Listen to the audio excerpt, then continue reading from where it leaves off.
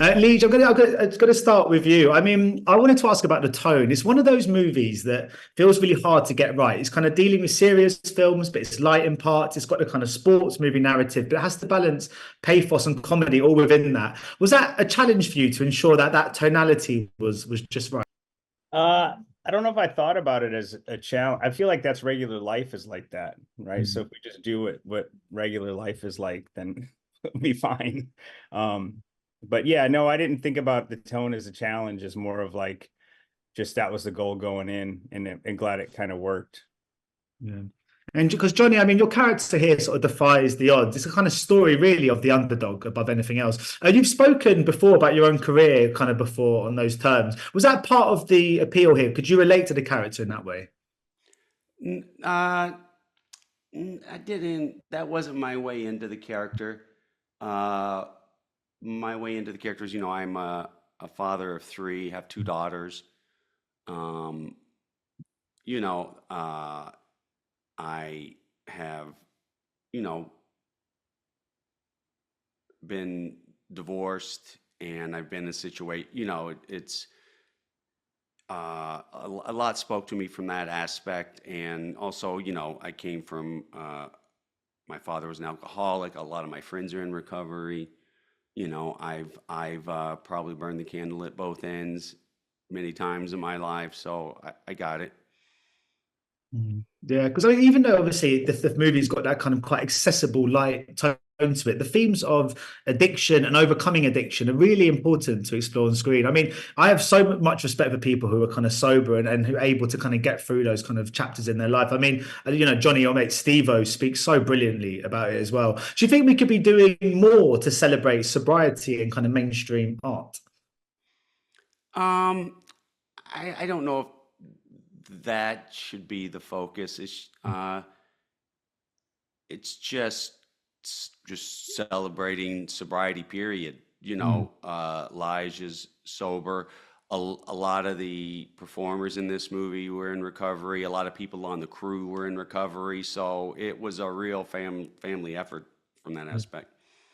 Yeah, Lige, I mean, was there a lot of fun to be had on set here? I mean, you're surrounded by such funny people, even though there are serious themes. I mean, you've got Theo Von, Bobby Lee, obviously Johnny as well. I mean, I spent a lot of time, watching the kind of Bobby and Theo's kind of videos and listening to their insane stories. Did you kind of get them started? What was the kind of mood like on set?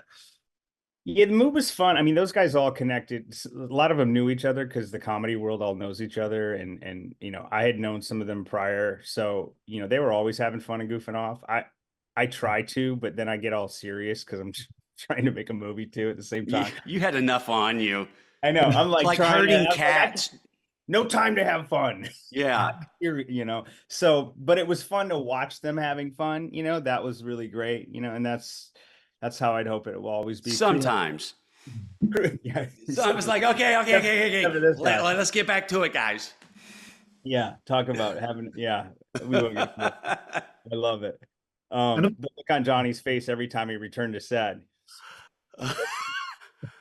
So much There you improving. go. Yeah, it was a really fun movie to work on for sure. I have a hard time not being so serious at times, but whatever. I you also care. so much of it is taking place kind of playing baseball, which is such a fun, it's got that kind of team collective spirit to it already. Who was the best on set at baseball? And conversely, who just wasn't very good at it? Probably me. No, Johnny was the best for sure. Oh, come Johnny on. was the best.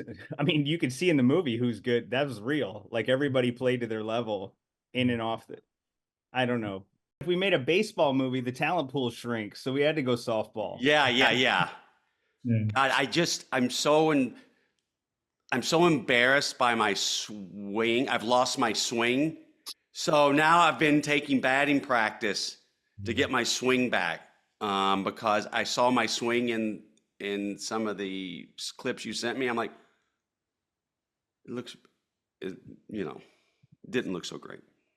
And Johnny, I have to ask because I've wanted to ask you, well, speak to you about this for over 20 years. But me and my friends were very, very irresponsibly. We created our own UK version of Jackass when we were like 13 years old. We called it Billy Bum, and it basically we Billy just Bum? yeah, it was terrible. We just like each other and just jump off shit, basically. But it was very stupid. But I wanted to know, what's the kind of craziest or most irresponsible tale you've been told from any fans of Jackass who may well have ignored the "please do not try this at home" message at the beginning of the show? God, I can't even. I wouldn't even begin to know. We were. It's a long story, but it's a long story. But to make a long story short, I saw a guy take a hammer to his cock and balls on Valentine's Day, and his girlfriend just left him in the bar, just walked right out.